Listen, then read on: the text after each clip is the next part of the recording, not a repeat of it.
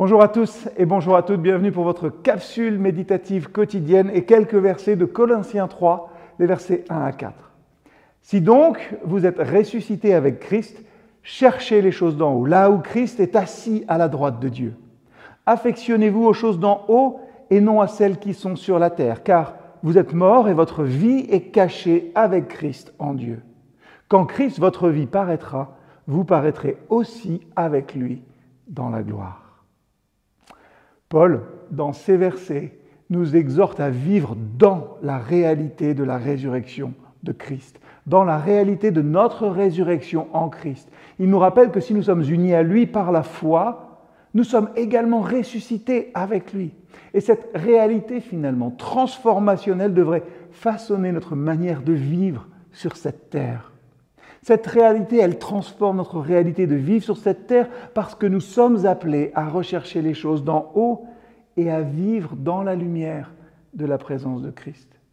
Ainsi, cette résurrection de Christ ne doit pas être seulement un événement du passé auquel on croit, mais une réalité vivante qui influence chaque aspect de notre vie quotidienne. En tant que ceux qui sont ressuscités avec Christ, notre perspective devrait être céleste finalement, cherchant les choses d'en haut plus que celles de la terre. Notre affection devrait être portée sur les réalités éternelles plutôt que sur les choses temporaires et matérielles de ce monde. Paul va encore plus loin. Il va plus loin en rappelant que notre ancienne vie, marquée par le péché et la mort, a été crucifiée avec Christ.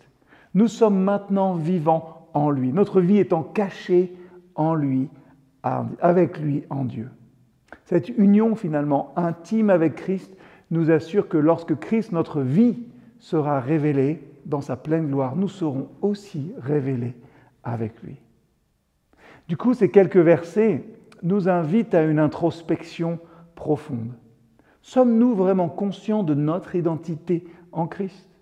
Vivons-nous chaque jour en tant que personnes ressuscitées, libérées du pouvoir du péché et de la mort?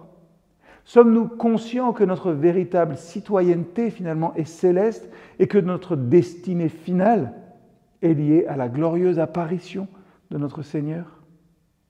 Puissions-nous aujourd'hui méditer sur ces vérités et permettre au Saint-Esprit de nous transformer. Oui, de nous transformer pour vivre déjà dans la réalité de la résurrection en Christ.